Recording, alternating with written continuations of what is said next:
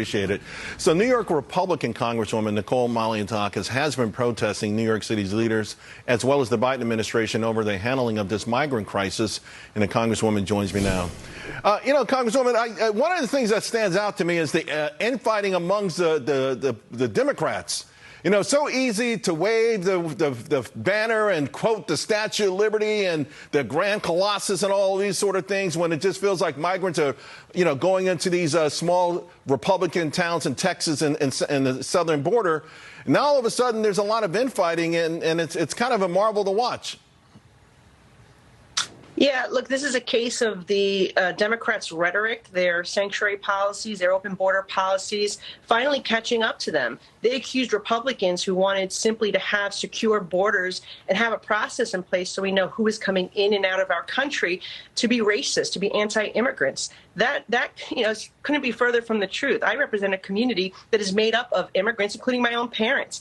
And the people of my community are saying, hey, we followed the rules. We did everything right. We never asked for anything. Why are we now being subjected to pay for the housing, the food, the health care, the education of people who are coming over our border? They're doing so illegally. As a matter of fact, half to two-thirds of the individuals who are claiming asylum are being rejected in court when they finally get their court date. So they are taking advantage of our country's generosity, and we cannot allow that to happen, nor is it safe. And as you know, and your network has been reporting, we have individuals who are being smuggled by ISIS. We have individuals that are being human trafficked by the drug cartels. Those are the individuals who are taking advantage of this system. We can't allow this to continue. It's not safe. It's not sustainable. And it's absolutely wrong what our mayor and our governor are doing to continue to incentivize it. And the fact that Schumer won't bring up our Border Security Act really is a disgrace. You know, over the weekend, former New York Democratic Governor David Paterson said that he agrees with you that the Biden administration is botching this. Take a listen. Shout out goes to Congressmember Nicole Malliotakis, who I think explains the whole situation and how it all happened better than anybody. And she's talking about the fact that had they planned for this prior to sending the migrants, how the Federal Park Service and a lot of the service agencies could have prepared for it in the states where the migrants were going to be sent. Instead, they didn't do that. She also points out that these asylum hearings are not going in the favor of the migrants. They're about 50%. So if you could calculate that from the very beginning, that would have been a reason not to allow that many people to come in, and I couldn't agree more. Wow, high praise. So with both sides criticizing the handling of this crisis in New York, why isn't the Biden administration listening? Why aren't leaders in the Democratic Party doing something about this? Look, they're obviously doing this on purpose. They are trying to disrupt our society. They're trying to disrupt our nation. They're actually causing great havoc within communities because, as you mentioned earlier, there's a lot of infighting over this. I wish the other Democrats from New York would have the same common sense as David Paterson. If you look at our mayor, he continues to misinterpret the right to shelter law, continues to insist that New Yorkers have a responsibility to house all these individuals.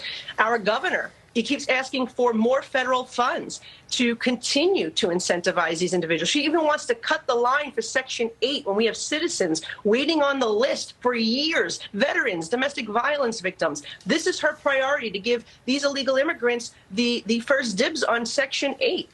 It is outrageous, and I blame everyone from the president down to my mayor who continues to incentivize this, and Chuck Schumer. Where is Chuck Schumer? Here's a guy who has been sitting on this legislation. He talks about democracy, but he won't let the members who were elected to represent their states to vote on H.R. 2, our Border Security Act. He needs to do that right away. So that brings up something that it's sort of controversial recently, but we've talked about this in the past.